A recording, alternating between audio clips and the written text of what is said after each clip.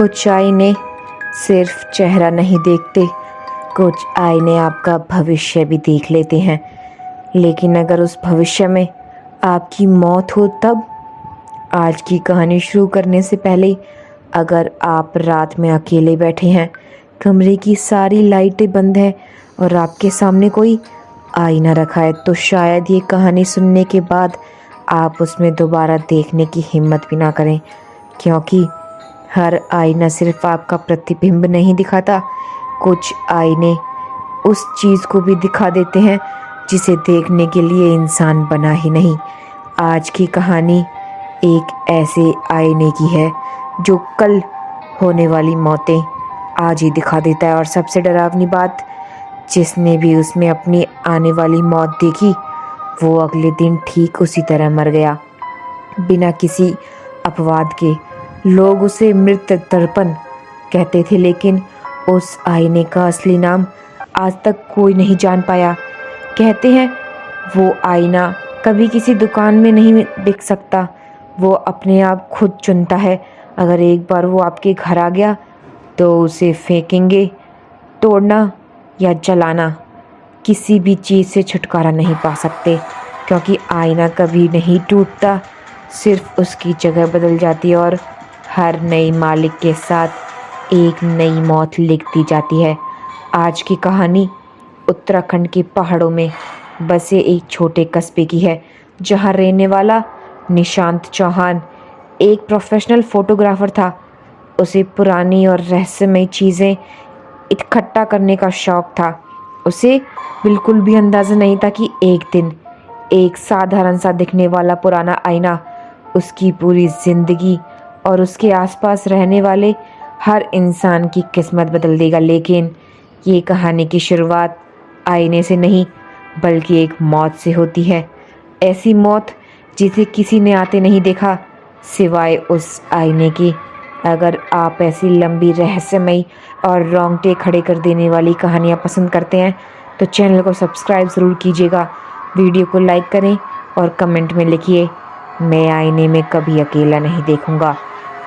अब कमरे की लाइट धीमी कर लीजिए, हेडफोन लगा लीजिए और तैयार हो जाइए उस आईने से मिलने के लिए जो कल की मौत दिखा देता है। आज पहाड़ों पर शाम हमेशा जल्दी उतर जाती है, ये तो हम सबको पता होगा।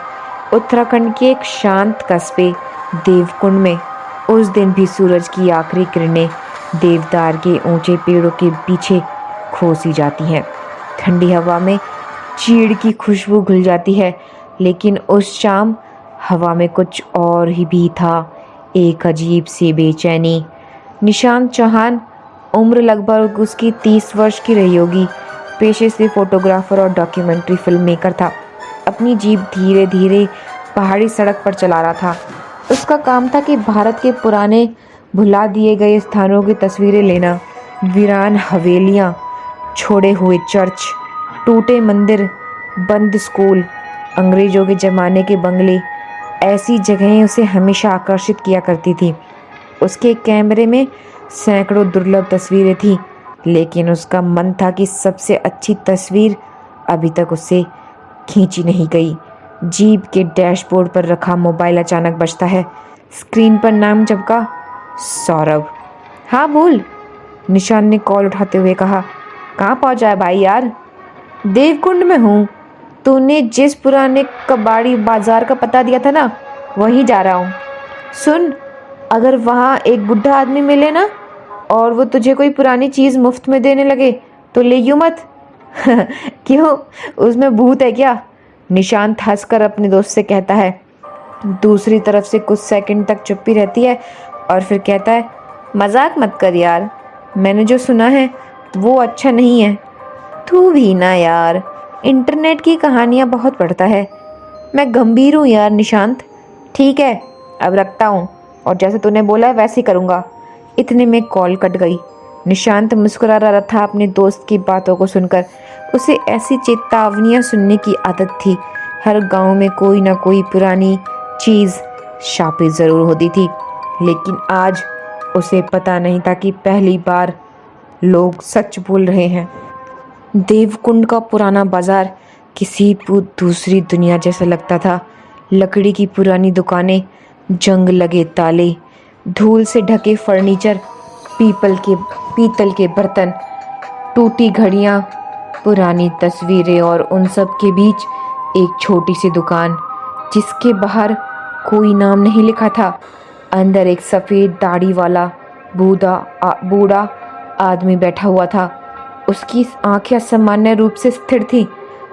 कुछ ढूंढ रहे हो? उसने बिना ऊपर देखे पूछा। पुरानी चीजें जिनकी कोई कहानी हो। बूढ़ा पहली बार मुस्कुराया। कहानियाँ हर चीज में होती हैं, फर्क सिर्फ इतना है कि कुछ कहानियाँ सुनने लायक होती हैं और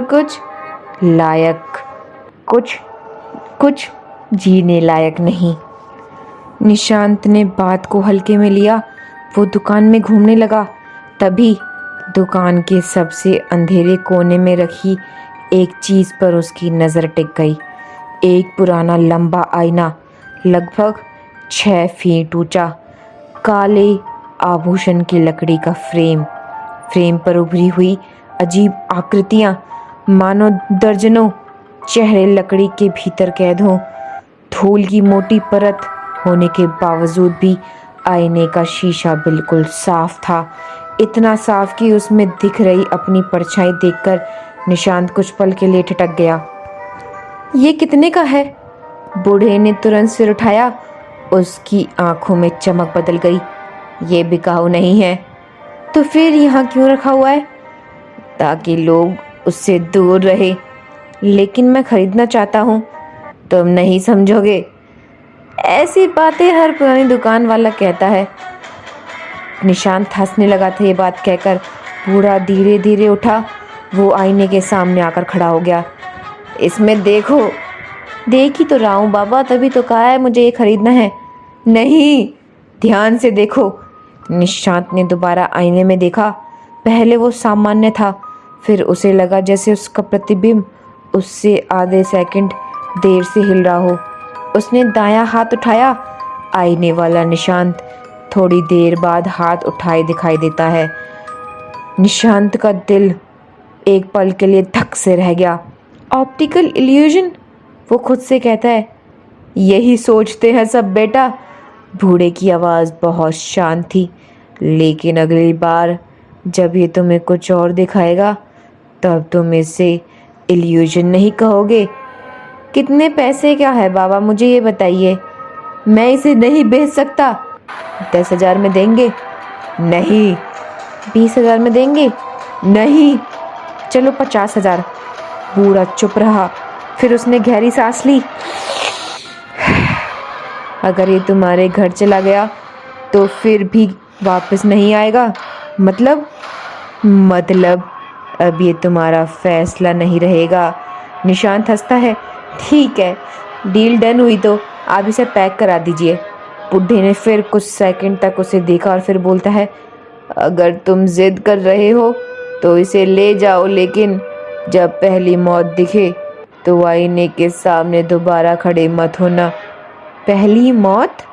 हाँ, क्योंकि दूसरी बार वो तुम्हें देखेगा। निशांत कुछ समझ नहीं पाया। बूढ़े ने पैसे लेने से भी मना कर दिया। इसे मुफ्त में ले जाओ, जाओ ले जाओ, मुफ्त। कुछ चीजों की कीमत नहीं होती है बेटा। तुम इसे अपनी जिद में लेके जा रहे हो। रात लगभग 10 बजे निशांत अपने पहाड़ी कॉटेज पहुंचा। उसने आईने को ड्राइंग रूम की दीवार से टिका कर रखा। कमरे में केवल एक पीली लैंप जली हुई थी। उसने कैमरा निकाला। इतिहास वाला पीस है, इसकी शूटिंग करूँगा। उसने कैमरे से कई तस्वीरें लीं, लेकिन हर तस्वीर में आईने की सतह धुंधली आ रही थी। बाकी पूरा कमरा साफ था, सिर्फ आईना धुएं जैसा दिखाई दे रहा था। कैमरा खराब हो गया है क्या? या आईने की तस्वीर लेने पे ऐसे क्यों इमेज आ रही है? उसने मोबाइल से फ़ोटो ली। इस बार तस्वीर साफ आई, लेकिन कुछ अजीब था। मोबाइल की तस्वीर में उसके पीछे एक और आकृति खड़ी थी। निशांत ने तुरंत पीछे मुड़कर देखा। कमरा खाली था। उसने दोबारा मोबाइल देखा। अब तस्वीर में वो दूसरी आकृति गायब थी। उसकी रीढ़ में ठंडक सी दौड़ गई और वो कहता है, शायद लाइट की वजह से। वो खुद को ये समझाने लगा, लेकिन रात गहरी होती गई। बाहर तेज हवा चलने लगी। देवदार के पेड़ों की शाखाएं खिड़की से टकराकर अजीब अजीब सी आवाज़ें पैदा कर रही थी। करीब आधे रात को निशांत पानी पीने उठा। जैसे ही वो ड्राइंग रूम में से गुजरता है, उसकी नज़र आईने पर पड़ी और वो वहीं जम गया, क्योंकि आईने में कमरा वैसा नहीं था जैसे असलियत में था। लैंप बुझा हुआ था, सोफ़ा उल्टा पड़ा था, फर्श पर किसी लाल रंग का तरल फैला हुआ था और उस लाल तरल के बीच एक आदमी खड़ा था, चेहरा नीचे की ओर, शर्ट ठीक वैसे ही जैसे निशांत ने इस समय पहन रखी है। उसका गला सूख गया। उसने आंखें मलकर फिर देखा। इस बार आईना सामान्य था, कमरा भी सामान्य, लैंप भी जल रहा था। सब कुछ अपनी अपनी जगह, जो कमरे में दिखाई दे रहा था वैसा ही लैंप में दिखाई दे रहा था। उसने 1 मिनट लिया, वहाँ पे खड़ा रहा और फिर कहता है, मैंने देखा क्या था? मेरी आंखों का भ्रम है क्या?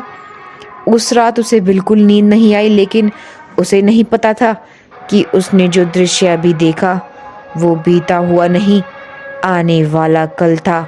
और सुबह होने पर मृत्यु दर्पण ने अपना पहला खेल शुरू कर दिया था। उस रात के बाद निशांत ने खुद को बार बार यही समझाया कि उसने जो देखा वो थकान, कम रोशनी और दिमाग के भ्रम का नतीजा होगा। लेकिन सुबह होते ही उसे पहली ऐसी घटना देखने को मिली जिसे उसकी सारी तर्क शक्ति हिला दी गई। सूरज की पहली किरण खिड़की पर जब गिरती है और जब कमरे में आ रही थी, निशांत ने जैसे ही ड्राइंग रूम में कदम रखा, उसकी नज़र सबसे पहले उस आईने पर गई। वो बिल्कुल सामान्य सा दिख रहा था, मानो पिछली बार कुछ हुआ ही ना हो। उसने गहरी सांस ली और कहता है, शायद मैं ज़रूरत से ज़्यादा ही सोच रहा हूँ। मेरे दोस्त की बातें मेरे दिमाग में भी घूम रही होंगी। उसने कैमरा उठाया और आईने की कुछ तस्वीरें लेने लगा, लेकिन इस बार हर तस्वीर में आईने के शीशे पर छोटे छोटे काले धब्बे दिखाई दे रहे थे। जैसे ही वो उसे जूम करता, काले काले धब्बे दिखाई दे रहे थे। असलियत में वहाँ कोई धब्बा नहीं था। उसने कैमरे की स्क्रीन पर जूम किया। वो धब्बे धीरे धीरे मानव चेहरे का आकार लेने लगे। दर्जनों चेहरे, हर चेहरा अलग, हर चेहरा डरा हुआ। और फिर एकदम से तस्वीर अपने आप डिलीट हो गई। स्क्रीन पर सिर्फ एक संदेश निकल कर आया, फाइल करप्टेड है। निशांत ने हैरानी से कैमरा बंद कर दिया। निशांत के कॉटेज के सामने एक बुजुर्ग दंपत्ति रहते थे, मोहन दत्ता और उसकी पत्नी सरला। वो दोनों पिछले 35 साल से उसी पहाड़ी घर में रहा करते थे। सुबह चाय पीते समय मोहन दत्ता ने मुस्कुराकर पूछा, नई चीज लाए हो बेटा? हाँ, एक पुराना आईना लाया हूँ। मोहन का चेहरा अचानक बदल गया। कैसा आईना? काले फ्रेम वाला। इतना सुनते ही सरला के हाथ से चाय का कप नीचे गिर गया। कप जमीन पर गिरते ही टूट गया। उसे घर के अंदर मत रखना। उसकी आवाज कांप रही थी। निशांत हंसते हुए कहता है, आप लोग भी ना, अब बस आप मत कीजिएगा कि ये कोई भूत प्रेत को पास लाने का एक जरिया है। लेकिन मोहन ने धीरे से कहा, बेटा, देवकुंड में कुछ चीजें ऐसी हैं जिन्हें लोग इसलिए नहीं छूते क्योंकि उनमें उन्हें कीमत दिखाई देती है। आप उस आईने को जानते हो क्या बाबा? मोहन कुछ बोलने ही वाले थे, तभी सरला ने उनका हाथ कसकर पकड़ लिया। कुछ मत कहिएगा। उसकी आंखों में डर साफ दिखाई दे रहा था। दोपहर तक निशांत गांव के पुराने मंदिर की तस्वीर खींचने निकल गया। वापस लौटा तो वो रास्ते में यही सोच रहा था कि मोहन दादा और उनकी वाइफ ऐसा अजीब सा बिहेव क्यों कर रही थी। अगर वो कोई चीज़ जानती भी हैं तो मुझे बताते, या फिर उस बारे में बात ही नहीं करते। अब इन्होंने बताया भी नहीं और बात भी जान ली। वो कॉटेज का मुख्य दरवाज़ा खोलने ही वाला था जब वो पहुंच चुका था, जबकि वो जाते समय उससे लॉक करके गया था। लेकिन उसे आते समय वो अनलॉक मिला। उसकी दिल की धड़कन तेज हो गई। वो धीरे धीरे अंदर गया। सब कुछ वैसा ही था, कुछ भी चोरी नहीं हुआ, लेकिन आईना अब दीवार की दूसरी तरफ रखा था। निशांत के पूरे शरीर में सिहरन दौड़ गई। मैंने इसे यहाँ थोड़ी रखा था। उसने पूरा घर छान मारा, कोई नहीं। उसे लगा कि शायद मैंने किया होगा या फिर कोई साफ सफाई करने आया होगा तो उसने रख दिया होगा। उस बात को इसने आया गया कर दिया। समय बीतता गया, शाम ढलने लगी, बाहर घना कोहरा उतर गया। निशांत ने तय किया कि अब वो इस आईने को गौर से देखेगा। वो उसके सामने जाकर खड़ा हो गया। जैसे ही खड़ा हुआ, कुछ सेकंड तक सिर्फ उसका प्रतिबिंब दिखाई देता रहा और फिर आईने की सतह पर लहरें उठने लगी, जैसे किसी शांत झील में पत्थर फेंक गया हो। अगले ही पल दृश्य बदलने लगा। अब आईने में उसका कमरा नहीं था, बल्कि देवकुंड का पुराना लकड़ी का पुल दिखाई दे रहा था। और पुल पर एक छोटी बच्ची लाल स्वेटर पहने खड़ी थी। उसके हाथ में नीले रंग का गुब्बारा था। वो मुस्कुरा रही थी। अचानक पुल की रस्सियां टूट गईं। बच्ची चीखती है, आहा! और पूरा पुल नीचे उफनती नदी में गिर गया। दृश्य खत्म हो गया।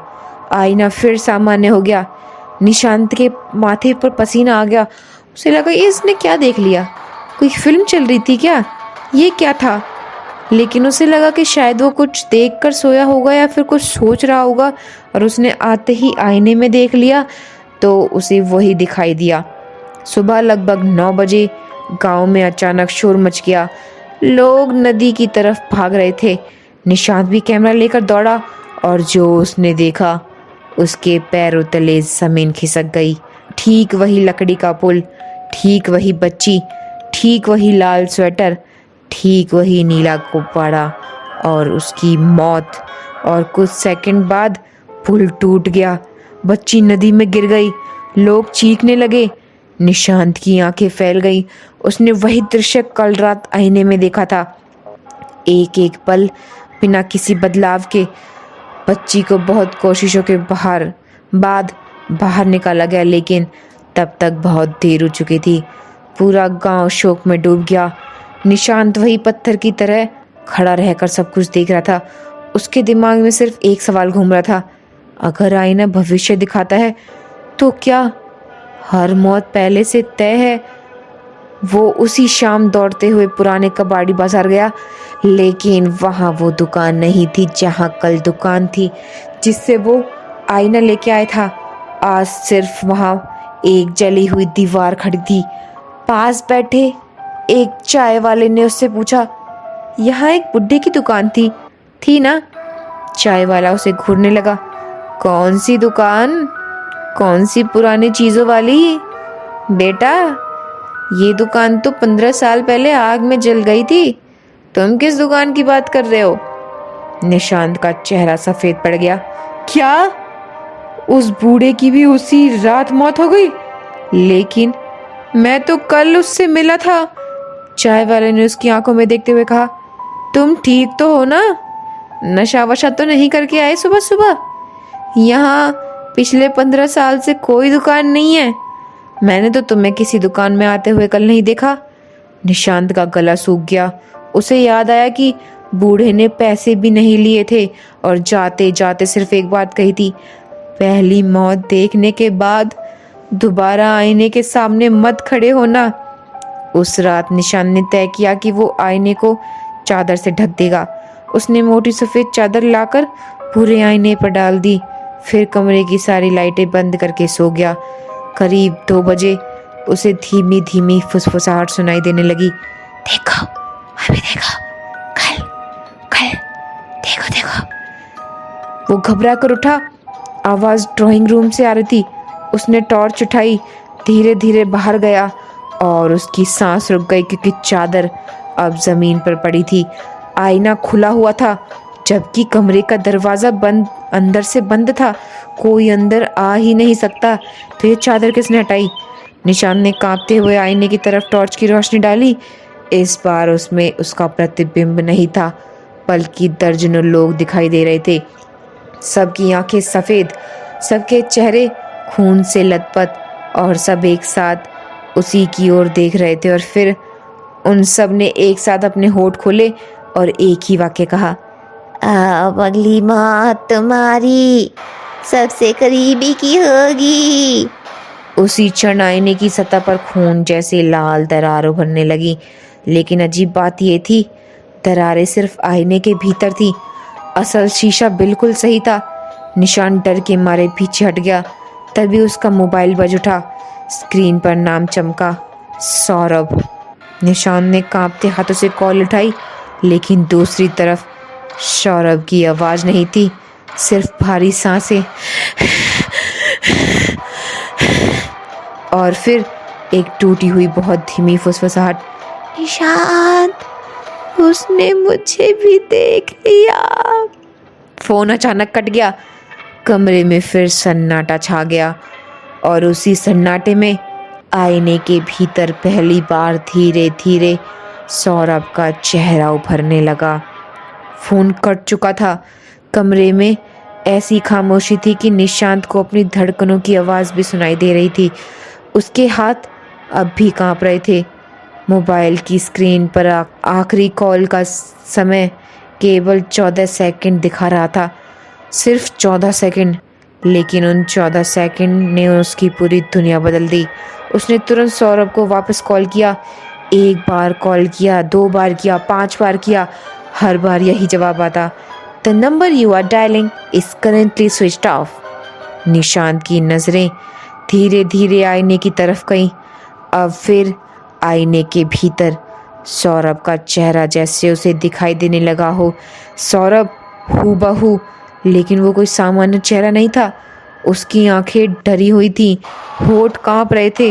वो बार बार कुछ बोलने की कोशिश कर रहा था, लेकिन आवाज़ बाहर नहीं आ रही थी। और फिर अचानक आईने में सौरभ ने अपना हाथ उठाया और धीरे धीरे अपने पीछे की तरफ इशारा किया। निशांत का दिल जोर से धड़कने लगा। उसने आईने के अंदर देखा।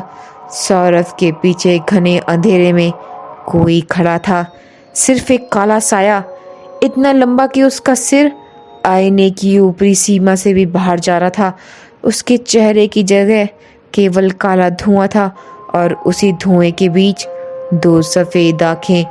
वो आंखें सीधे निशांत को मानो देख रही हो। अगले ही पल आईना पूरी तरह काला हो गया। कमरा फिर सामान्य दिखाई देने लगा, लेकिन अब निशांत समझ चुका था, वो चीज़ सिर्फ भविष्य नहीं दिखा रही, वो किसी को अपने साथ लेकर जा रही है। और इतने में बेहोश हो जाता है निशांत। जब उसे सुबह होश आया, सुबह होने का इंतज़ार किए बिना निशांत अपनी जीप लेकर निकल पड़ता है। सौरभ दिल्ली में रहता था। लगभग 8 घंटे का सफ़र। पूरे रास्ते उसके दिमाग में एक ही सवाल घूम रहा था, क्या अभी भी समय है? बारिश शुरू हो चुकी थी, पहाड़ी सड़कें फिसलन भरी थी, लेकिन निशांत ने इस बार भी गाड़ी नहीं रोकी। शाम तक वो दिल्ली पहुंच गया। सौरभ का फ्लैट पूरी तरह पुलिस से घिरा हुआ था। निशांत का दिल बैठ गया। वो भीड़ चीरते हुए आगे बढ़ा। मेरा दोस्त है वो, मैं उसका दोस्त हूँ। एक पुलिसकर्मी ने उसे रोका। देर हो चुकी है। क्या हुआ, क्या हुआ?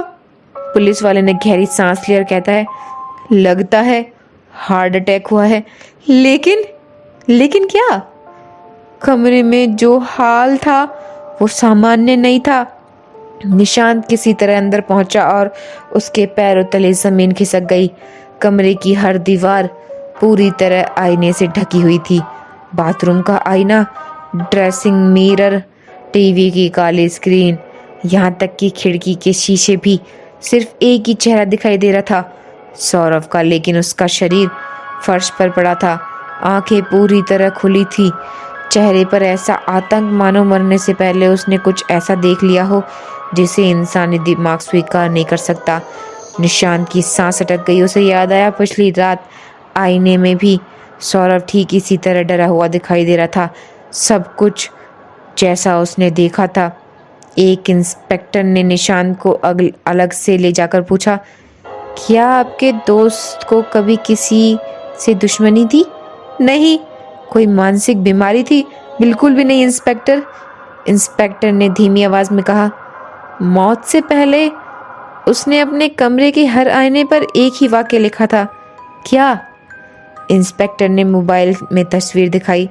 लाल रंग से लिखा था, आईने में मत देखना, वो तुम्हें देख रहा है। निशांत का गला सूख गया। सौरभ के सामान में पुलिस को एक छोटी डायरी मिली। क्योंकि निशांत उसका सबसे करीबी दोस्त था, उसे डायरी पढ़ने की अनुमति मिल गई। पहले पन्ने पर लिखा था, अगर ये डायरी किसी के हाथ लगे तो समझ लेना मेरे पास ज़्यादा समय नहीं बचा।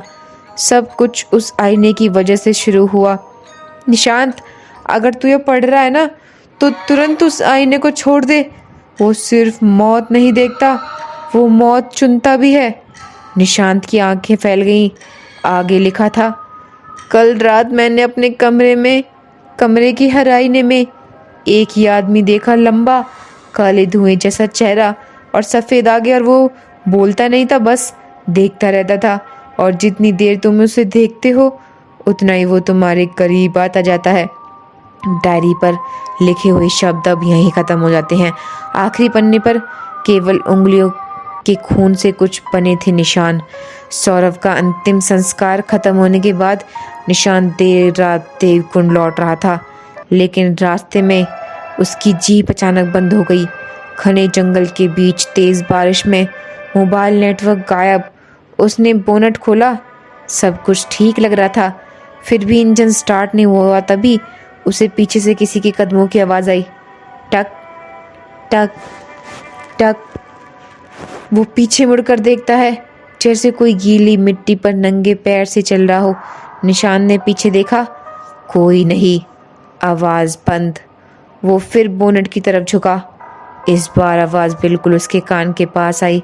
निशान। उसका पूरा शरीर सुन्न पड़ गया। वो पलटा, फिर भी कोई नहीं, लेकिन जीप के साइड मिरर में एक आदमी खड़ा, लगभग 7 फीट लंबा, चेहरे की जगह घना धुआं और 2 चमकती सफ़ेद आँखें। निशान ने घबरा कर पीछे देखा, वहाँ पर कोई नहीं था, लेकिन वो फिर मुड़कर दोबारा आईने में देखता है। वो आकृति अब पहले से और करीब आ चुकी थी। उसके हाथ धीरे धीरे आईने के अंदर से बाहर आने लगे।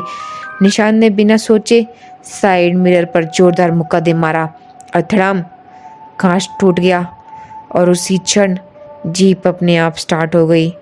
वो पूरी रफ्तार से वहाँ से निकला, लेकिन उसे नहीं पता था उसने बहुत बड़ी गलती कर दी। अगली सुबह जब वो अपने कॉटेज पहुँचा तो ड्राइंग रूम में रखा पुराना आईना पहले से भी ज़्यादा चमक रहा था। उसकी सतह पर धीरे धीरे शब्द उभरने लगे। खून जैसे लाल अक्षरों में लिखा था, एक आईना तोड़ा है। कुछ सेकंड बाद दूसरी पंक्ति उभरती है, अब उसकी जगह 100 आईने बनेंगे। उसी पल पूरे घर में एक साथ कांच की आवाज़ें आने लगीं।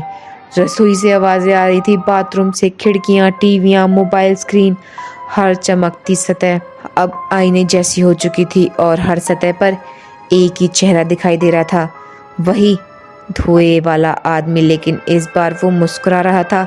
उसकी मुस्कान इंसानी जैसी नहीं थी। और फिर उसने पहली बार स्पष्ट शब्दों में कहा, अब तुम्हारी बारी है निशांत। कमरे की सारी लाइट एक साथ बुझ गईं। बाहर आसमान में भयानक गर्जना हुई और उसी अंधेरे में मृत्यु दर्पण की सतह से एक काला हाथ धीरे धीरे बाहर निकलने लगा। कमरे की सारी लाइटें बुझ चुकी थी, जहाँ पर चारों तरफ अंधेरा मानो ऐसा फैल गया जैसे किसी ने लौ ही बंद कर दी हो, कपड़े से ढक दिया हो। लेकिन उस अंधेरे के बीच एक चीज़ साफ दिखाई दे रही थी, मृत्यु दर्पण। उसकी सतह पर शीशा नहीं लग रहा था, वो किसी गहरे अंतहीन काले पानी जैसी दिख रही थी, जो लगातार लहरें बनी जा रही थी। और उन्हीं लहरों के बीच एक काला हाथ धीरे धीरे बाहर निकल रहा था।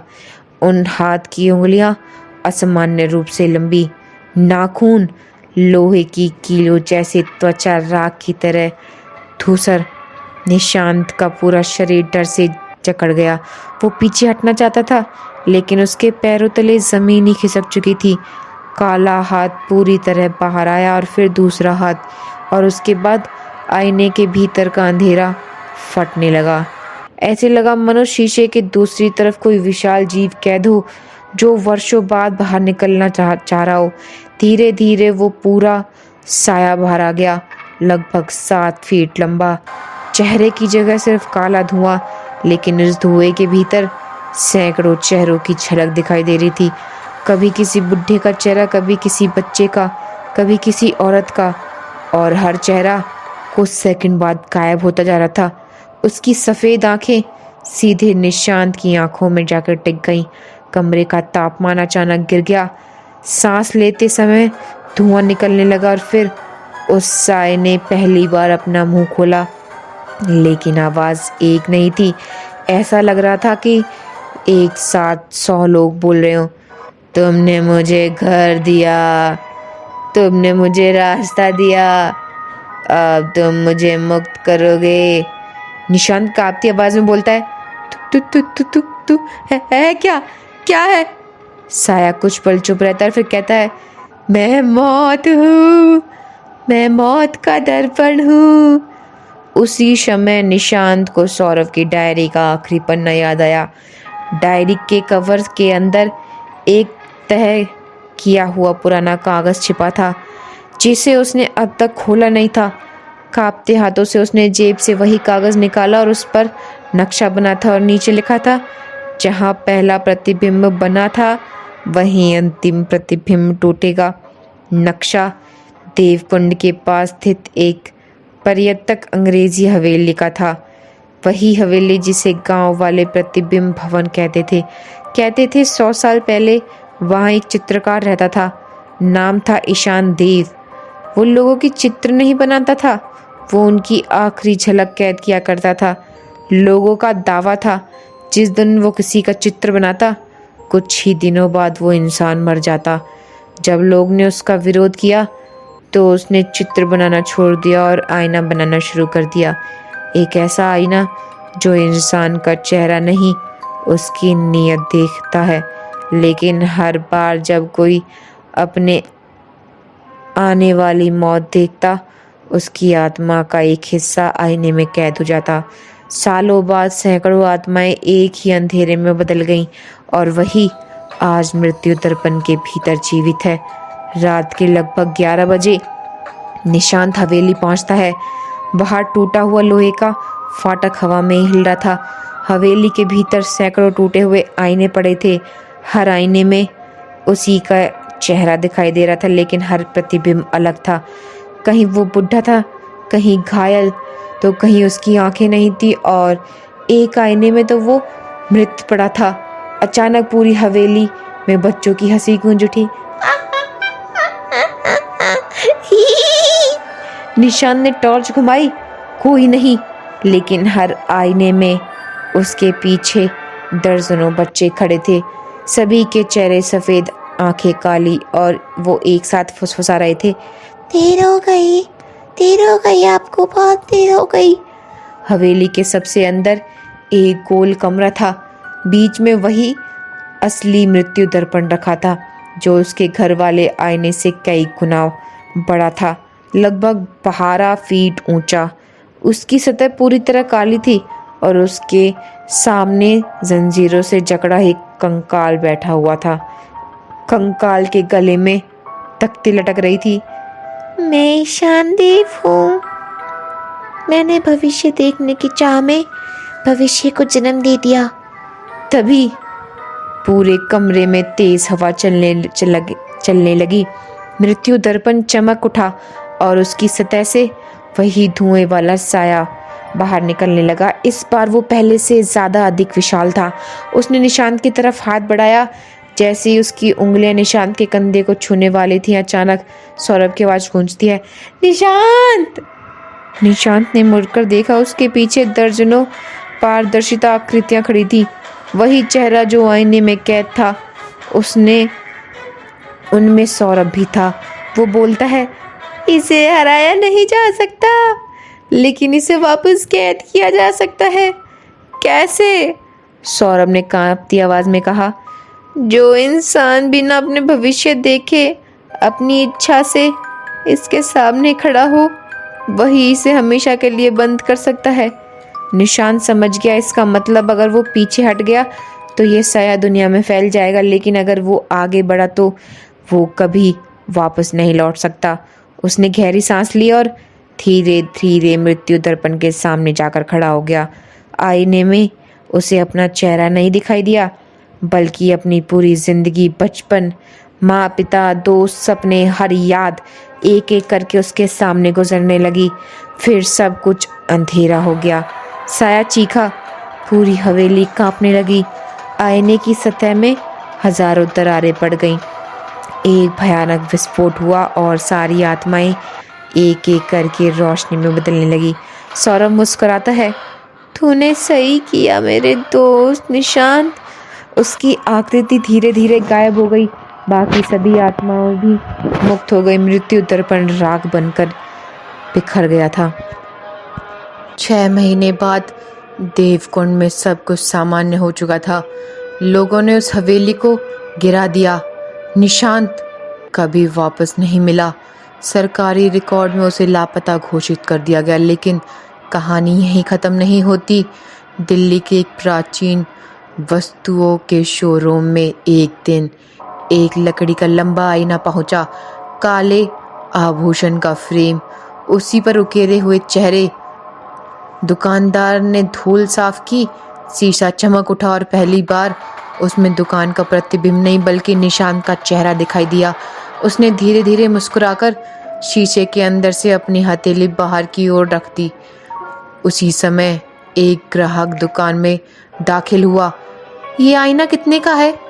दुकानदार मुस्कुराकर कहता है और अनजाने में ही वही शब्द बोल देते हैं जो वर्षों पहले किसी ने कहा था, कुछ चीज़ों की कीमत पैसों से नहीं चुकाई जा सकती। आईने के भीतर निशांत की मुस्कान और भी गहरी हो गई, मानो अब वो खुद मृत्यु दर्पण का नया रक्षक नहीं बल्कि नया मालिक बन चुका हो। धीरे धीरे देवकुंड के लोग उस पुरानी घटना को भूलने लगे। प्रतिबिंब भवन के खंडरों पर अब घास जम चुकी थी। सरकारी रिकॉर्ड में लिखा गया, पुरानी हवेली प्राकृतिक कारणों से ढह गई। किसी भी अखबार में मृत्यु दर्पण का कोई जिक्र नहीं था, ना सौरभ का, ना उन दर्जनों रहस्यमय मौतों का, और ना ही निशांत चौहान का। सरकार ने उसे लापता घोषित कर दिया, लेकिन पहाड़ों में रहने वाले बूढ़े लोग आज भी कहते हैं कि कुछ रातों में जब घना कोहरा उतरता है तो उस उजड़ी हवेली की दिशा से किसी के धीमे धीमे कदमों की आवाज़ें सुनाई देती हैं, और अगर कोई उस आवाज़ का पीछा करे तो उसे जंगल के बीच एक अकेला कमरा दिखाई देता है। कमरे में सिर्फ एक चीज़ होती है, एक पुराना काला आईना।